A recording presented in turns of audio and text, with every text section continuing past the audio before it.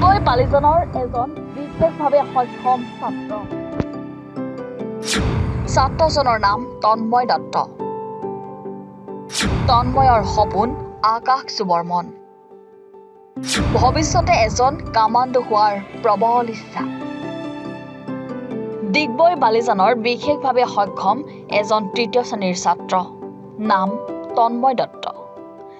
জন্মৰে পৰা এখন ভৰি চুটি এই ছাত্ৰজনৰ, কিন্তু প্ৰবল মানসিক শক্তিৰ অধিকাৰী এইজন ছাত্ৰ। ছাত্ৰজনে দৌৰে, ফুটবল খেলে, কবিতা আবৃত্তিও কৰে। অৱশ্যে ভৱিষ্যতলৈ সেনাবাহিনীৰ কামাণ্ডো হ'বলৈ খুব ইচ্ছা।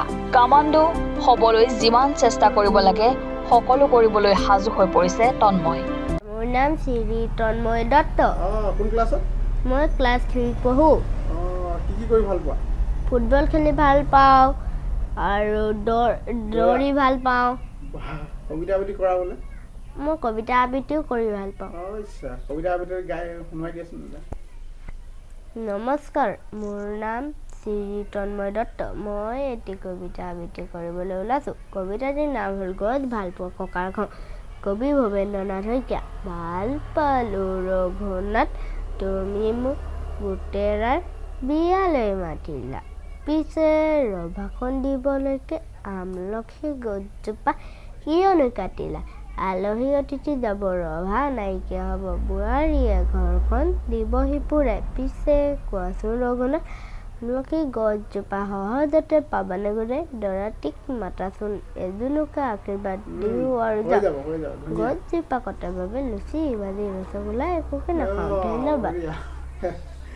আৰু কি কি কৰা? ফুটবল খেলা? ফুটবল খেলিব পাৰা? পাৰোঁ। গোৰ মাৰিব পৰা নাই বলটো? পাৰোঁ। আৰু দৌৰা-দৌৰি কৰা? কি হ'বা ডাঙৰ হ'লে? কি হ'বা? কামাণ্ডোৰ আৰু আৰ্মি। আৰ্মি কামাণ্ডোৰ? বা আৰ্মি কামাণ্ডোৰ হ'লে কি কি হ'ব লাগিব? গম পা? কি কি কৰিব লাগিব? ট্ৰেইনিং কৰিব লাগিব। আৰু দৌৰিব লাগিব নে? দৌৰিব লাগিব, ট্ৰেইনিং কৰিব লাগিব। পাৰিবাতো? পাৰিম। বাহ, ঠিক আছে। কিন্তু এই ছাত্ৰজনৰ ভৱিষ্যতক লৈ চিন্তিত হৈ পৰিছে দৰিদ্ৰ পিতৃ মাতৃ। জন্মৰ পৰাই এনেকুৱা সৰু জন্ম আমিতো প্ৰথমত গম পোৱা নাছিলোঁ এই জন্মত এনেকুৱা আছিলে বুলি, জন্ম নোহোৱাৰ আগত ভালেই বুলি ভাবিছিলোঁ। যেতিয়া লাষ্ট ছ'ন'গ্ৰাফি কৰিছোঁ তেতিয়া ধৰা পৰিছে এতিয়া বিকলাংগ অলপ প্ৰব্লেম আছে বুলি কিনে কৈছিলে ডক্টৰে। তাৰপিছত যেতিয়া ডিব্ৰুগড় আমি তিনিচুকীয়া মেডিকেলত গম পাইছিলোঁ প্ৰথমত, তাৰপিছত ডিব্ৰুগড় মেডিকেল যেতিয়া লৈ গৈছোঁ তেতিয়া ইয়াৰ জন্ম হোৱাৰ আগে ডক্টৰে কোৱাৰ পিছতে আমি গম পাওঁ যে ইয়াৰ এটা ভৰি চুটি। ডক্টৰে সেনেকুৱাই কৈছে আমাক, ভৰি এটা চুটি আছে, তোমালোকৰ কিবা প্ৰব্লেম আছে নাই বুলি সুধিছিলে। আমি ক'লোঁ প্ৰব্লেম নাই, একো হ'ব বুলি ক'লোঁ। তাৰপিছতে ইয়াক দেখিছোঁ এনেকুৱা প্ৰব্লেমৰ এই জন্ম হৈছে। খোজকাঢ়িবলৈ বা কিবা কৰিবলৈ দিগদাৰ নহয়? খোজকাঢ়িবলৈ ইয়াৰ প্ৰথম সৰুতেতো আমি ভাবিছিলোঁ খোজকাঢ়িব নোৱাৰিবই বুলি কিনে যেনেকুৱা তাৰপিছত দেখিছোঁ লাহে লাহে নিজে খোজকাঢ়িব পাৰিছে, চিৰিত বগাব পাৰে দেখিছোঁ। তাৰপিছত লাহে লাহে ডাঙৰ হোৱাৰ পাছত এই খোজকাঢ়িব ধুনীয়াকৈ পাৰিছে।